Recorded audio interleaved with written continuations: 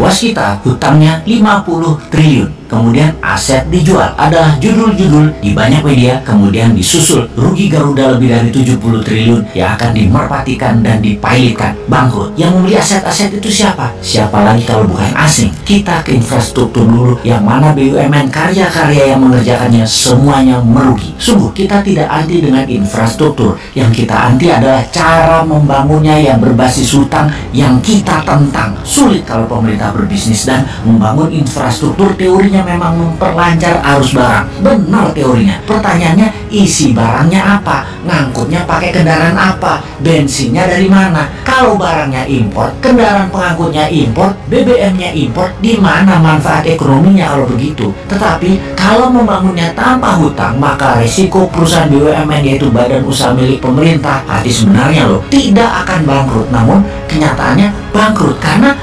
mati beban bunga. Ada dua hal yang menimbulkan masalah ekonomi yang saat ini terjadi. Karena yang membangun adalah BUMN, maka modal di setor 20% harus free cash. Ternyata BUMN nggak punya uang, jadi BUMN-nya ngutang untuk setoran modalnya. Lalu yang 80% sisanya cari pinjaman bank. Katakan bank BUMN juga. Maka proyek itu di-markup agar 20% setoran yang pinjam tadi bisa dibayar, alias proyek itu sesungguhnya 100% adalah pakai pinjaman bunga bank. Karena memakai uang BUMN, maka sejak 5 tahun yang lalu bank-bank tidak memberikan kredit ke swasta, tetapi mementingkan proyek mercusuar infrastruktur gagah-gagahan agar terlihat mentereng, walau yang memakainya untuk konsumtif yang menghabiskan bahan bakar minyak yang impor. Bank-bank dipaksa membiayai proyek pemerintah tersebut sehingga sektor swasta terutama menengah bawah uangnya seret. Duit dikit beredar, hanya 44% dari PDB nasional. Niat memperkecil uang beredar itu kita paham, yaitu untuk merendahkan inflasi, di mana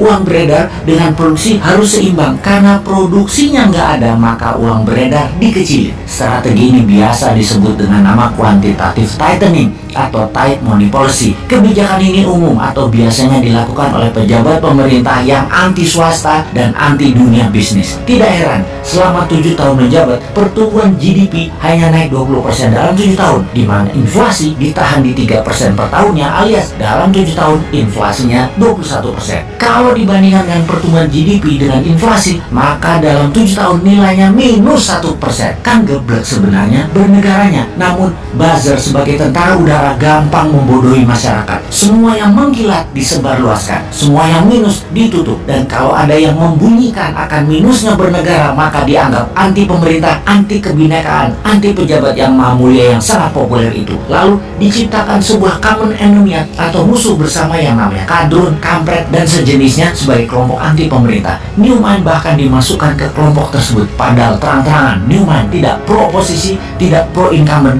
tapi pro kebenaran. Dan setiap kebenaran diungkap, kalau dianggap salah selalu dikasih solusinya. Sementara yang namanya oposisi saat ini semuanya kerjanya bengok-bengok kejelekan, namun tidak mengajarkan mana yang benar. Maka Newman juga hajar oposisi yang naif begitu. Kita simpulkan sekarang, mengapa ekonomi Indonesia dalam 7 tahun minus 1% sejatinya? Karena sang pejabat ingin mendapatkan prestasi dengan inflasi rendah, dengan menekan uang beredar. Sementara uang di bank dikuras bukan untuk UKM dan rakyat, tetapi membiayai proyek mercusuar infrastruktur pakai hutang. Karena proyek-proyek itu hutang, berbunga, dan tidak produktif, terbukti rugi semuanya. Maka ini membuktikan secara perhitungan ekonomi, caranya membangun infrastruktur pakai hutang adalah kegeblekan hakiki. Yang efek selanjutnya, ekonomi menjadi melambat, produksi UKM menurun, dan hanya menjadi trader barang-barang Tiongkok untuk hidup. Maka yang terjadi selanjutnya adalah aset dijual ke asing atau ke swasta yang dekat dengan pejabat penguasa yang mainan uang, restructuring dana asing. Saat ini sebenarnya kalau masyarakat sadar,